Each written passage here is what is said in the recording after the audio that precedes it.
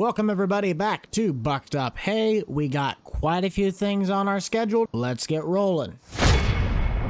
First and foremost, the cattle need to be addressed. The cows are not looking fantastic. So we're down at the co-op because we're going to put in a order for some cattle feed to be delivered. That way it gives us enough time and we can stockpile up in preparation for winter. Looking into our used market, something that came across my eyes, and it's really, and I mean really, really tempting, is this GEA spreader. Look at this thing. $35,000 for that. To me, that's honestly a steal, and the only thing that would be able to pull this sucker would have to be the Cat Challenger. But I don't know if I want to spend all of my money on something that I can't even guarantee I'm going to have supplies for within the next few weeks. Plus, it depends on how much the feed is going to cost me to get delivered. I'll try and find someone to talk to here, but we'll see you guys here in just a second. A few moments later. Some of the other tasks that we are going to be handling this afternoon revolve around the chopping of corn. The hay ground has also been taking a little bit longer than I wanted to, and we've really been starting to make some headway on our mapping. We still have this big chunk to go. Definitely great streaming content. And for our chopping, we're getting pretty dang close to a little over halfway. And in this sector, we're going to have custom harvested out, leading me to my next major slight investment. I'm in the market for a square baler because the way my mixing wagon works is it has to be a exact 50-50 split. I cannot do those numbers. That's not necessarily attainable. However, I can do a small square bale of straw to make TMR a lot more easy. And the cheapest baler I have found is the New Holland 575 at $5,300. We would have to make a road trip because it's down in Kentucky, but I think it's going to be worth the drive to at least help offset these costs than having to haul everything in from the co-op. The boys should have the truck loaded with the cattle feed, so let's head our way back to the farm and start addressing the issues on the home front. Just want to thank everybody for tuning in today to Bucked Up. Hey, this is one of my favorite series to present to you guys. If you want to follow this one along and continue to help supporting it, make sure to head down below, smash that like button, consider subscribing. I am going to be on the... Oh, wait a minute. What is that? Looks like a 4020's front end. With all the equipment that I'm starting to run, I know that I'm going to need some extra leverage somewhere. And we can't finance something like one of these bigger tractors yet without going into tremendous amounts of debt. But maybe even something like the older... That's not the Sound Guard. I don't know. What do they call those? The 4020 series? Because the Sound Guards were the 80s. I don't really know what these ones are called. I mean, that 7810 still seems to be down here, and that might be a little bit more in my price range, but what on earth is this on the end? Oh, we might need to take a look at this. Granted, it's not the configuration I'd want. I like the Wheatland edition, but I could most certainly put this thing to good use. My question is, does this thing have the turbo? We'll all be dipped in stick. This is a turbo. I see the spoolie underneath that muffler. How many hours? 6,400. Okay, she's definitely seen some work. The seat's definitely torn to smithereens. I gotta look that up. What the heck they want for this? $14,500. I just dumped $14,000 into animal food, if you couldn't tell. So I don't think we're gonna be buying that today or relatively anytime soon. If we sell some product and we can make some money and it's still here, I would definitely consider it. But that truck's got to be getting close to heading to my place, so we got to head back. All you got to know is that we are most certainly looking for another tractor to help break up the workload. When I was down at Coffee the other day, my neighbor has a custom harvesting company, so I reached out to him what it would probably cost to have that cornfield done. Whoa, buddy, what's going on here? Anyways, we arranged a deal that he will get a 80% cut of the crop that's sold. Okay, buddy, I got to go around you. I don't necessarily need the corn crop that is available. That's the guy I'm talking about. But depending on our prices, he might also be the guy that I use to custom harvest the beans on the side of my house, which I'll take more of a split on that since he's doing the whole field. The only other major update we have is that the Massey Ferguson trailer was sold. We went ahead and leased a semi-trailer variant that we have on the back of the International Eagle. There were quite a few dead patches in this plot, and I don't necessarily know why, but there is the new setup. We really were able to speed up how much time it's going to take to harvest. But since we do not own that thing, we really need to get our butts in gear so we can try to act like we own something. Hold on.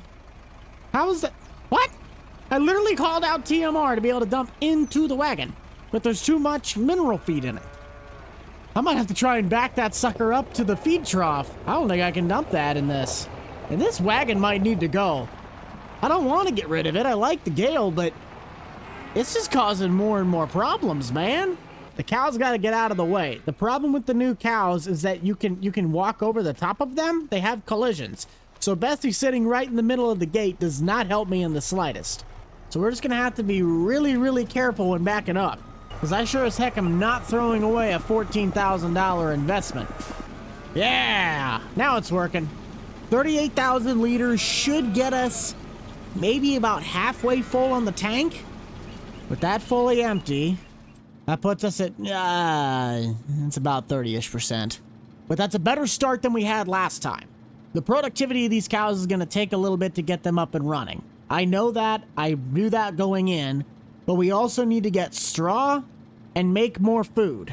The only way we're going to do that is if we get the baler situation figured out. Cows, why are you parked in my axles?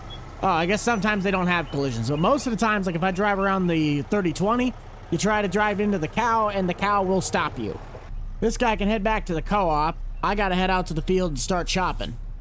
While we let the forage harvester warm up, we got to get the semi up and running and set with the follow me mod. The problem with using the AI on a forage harvester, at least this one, is that if you did not start the field with that exact combine in a very specific spot, it does not really like to work. So what I've found that works best is I set the truck to ride right next to me, and then I run the chopper, and then with my key bindings, I set the truck to basically stop at the end of the row, then flip back around and follow me the opposite direction. It's jumping through hoops to get the same task done, but you gotta do what you gotta do. Yield has been staying pretty consistent in the bottom left between 75 and 80%, and we have officially ditched the idea of using the silage bunkers. So once the rest of the bunkers are fermented, we are going to be loading that stuff out, sending it down to the store and selling it. Yes, I could be just putting that in the mixing wagon, but with the silage that's already being produced with the chaff in the harvester bin, there's just no real reason to keep using the same thing. So that would grant us quite a bit of extra cash flow, as long as I can stay on top of it. So for this, we got to set him to go back like 50, drop him all the way over to 5, and we are free to turn around. I'm smacking into him without trying to make him mad, and I screwed up. If I would not have backed up, it would not have done that. Once I get the science down on which direction he's supposed to go, it's a pretty seamless process to get turned around. Try and get us a little bit closer. I don't know if I'm going to grab my cultivator yet to start working on tillage. I'll probably wait until we get the custom harvested part out on the left side. But when it comes to loading this stuff up and heading to the next plot, that truck is supposed to haul the lowboy, which I ended up trading in my Roger for a Pitts trailer.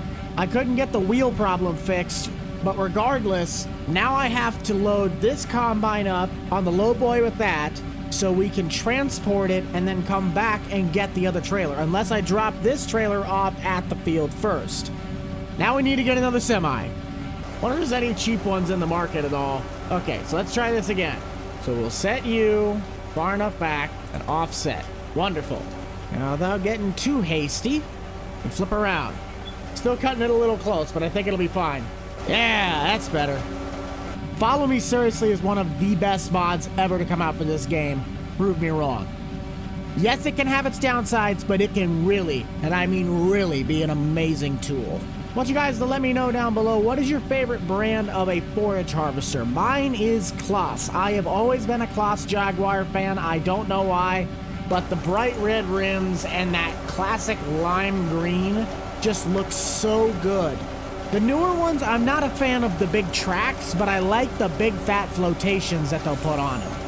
But now that I'm contemplating possibly buying a semi, I want to check the used market quick. Don't see any regular semis yet. We got a few dump trucks. Oh, there's a Peterbilt. What does this look like? Really only need something to be able to pull a lowboy. That is actually not that bad without any modifications. I know I'd want to change the frame color on it to black, but seriously, that's not really that bad. $31,000, and then there's $21,000. Holy cow. What does this thing look like? Oh, no, that's way too long. That's what she said. I really want to get this. I think out of all the tools that we need to get, this would be our most important one. Prove me wrong. I think we'll tune you guys into 3,800 a buck, get some forage harvesting action in. Let's just see the process unfold, and you don't have to do anything other than listen. Let's get it.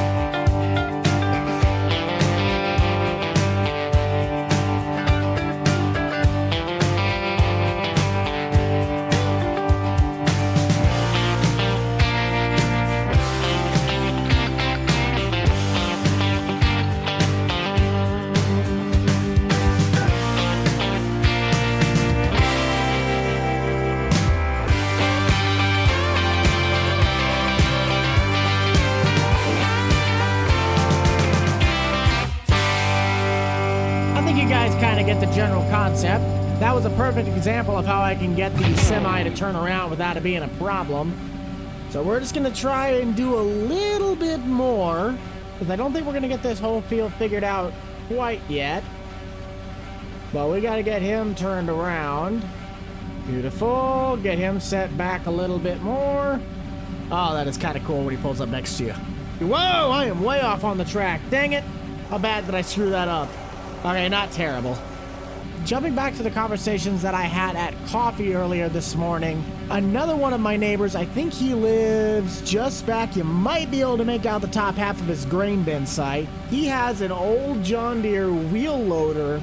I asked him if I'd be able to borrow that thing in order to get the rest of the silage out of my bunkers so that way I could start selling. He did not mind, but I will have to go over and get it. Which if I get a little bit of extra time this afternoon, I might just walk over there and get it. You would not believe the amount of hand-eye coordination it takes to get this thing set up. The outside's not bad, but the inside takes a little bit of work.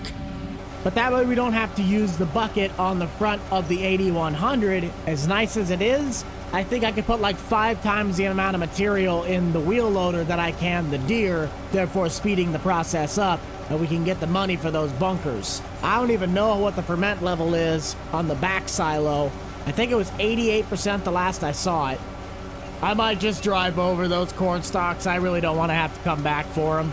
I would think we got about 10, 12 passes left. It's not that many, but when you're only cutting at the width of a 6-row, it's going to take a while. I would also presume that means we're going to get about 2 more trailers.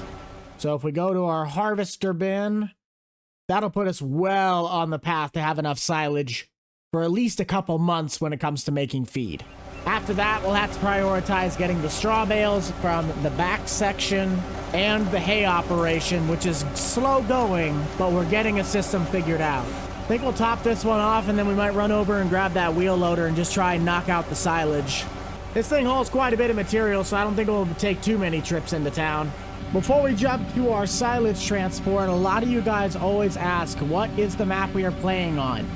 This would be Cortland, Minnesota by MRG. It is a PC-only map, and to my knowledge right now, it is only on Patreon. We use Ashton Corners, another MRG map for the old school series, Forest River, North Dakota for the Public Works and Homeowners series, then Silver Run, the Platinum expansion map from 22 for our Landscape series.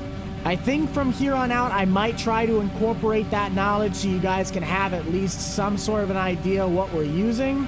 I can't always guarantee I'll put it in, but at least from time to time, I'll try and let you guys know that information. So if you're looking for it, there it is. That wagon is full. Let's power down and head over to the silo.